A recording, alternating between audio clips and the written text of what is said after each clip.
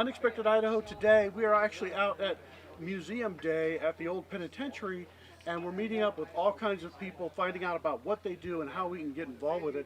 And this is Troy, and you're with the Idaho Free Trappers, Muzzleloader Club. The Muzzle Loader Club, Idaho Free Trappers. Excellent.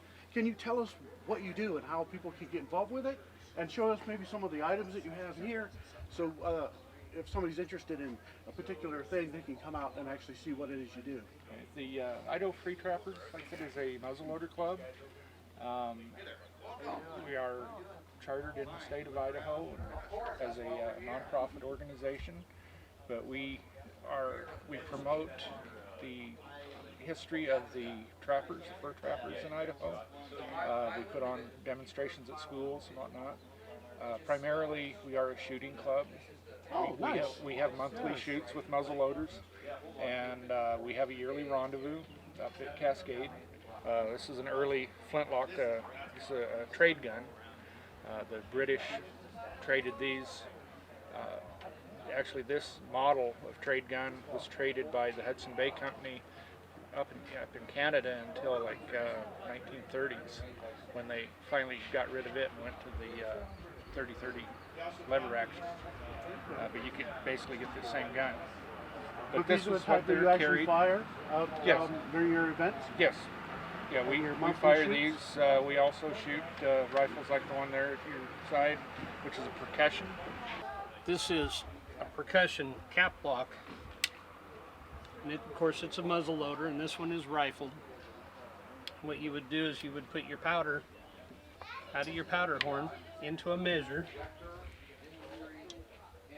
like this, and put your cap and ball, which I don't have any balls with me today. You put your cap and ball in there and start it with your starter, and then pack it down tight with your ramrod.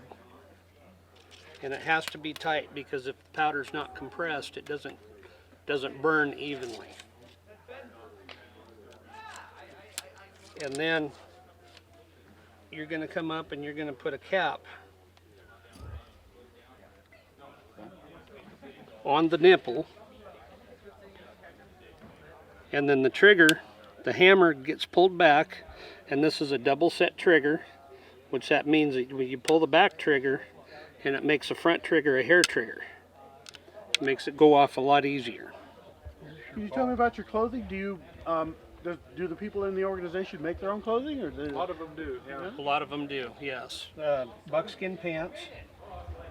This is a bag, a belt bag, but it was beaded by a true Bannock Shoshone Indian. Yeah, like beautiful. Pockets. They didn't have pockets back then, so you always had bags.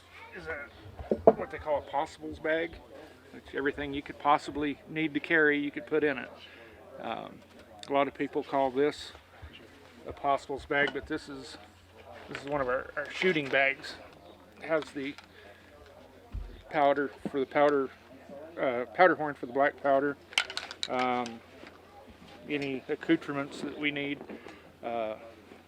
carry the lead balls in it, fire start kit. The first thing you have to do to make fire in a primitive manner is you take cotton cloth and you'll put it in this. This is just a little tin. It's got a hole in the top, and you just throw it on a fire, and it'll start pouring smoke out the top. When the smoke quits, it's basically made charcoal, only it's made it out of cloth, so it's char cloth. This is just 100% cotton. If it's got any, polyester or anything, it'll melt. So you would take your char cloth and you'd have some nest material. For our purposes, we use sisal or macrame stuff. And you need something like char cloth or charcoal to catch the spark. And there's a couple ways to do this, but let's try this.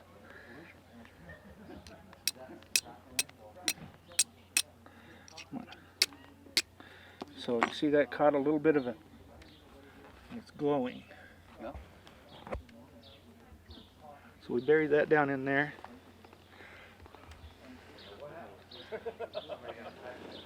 and you have fire.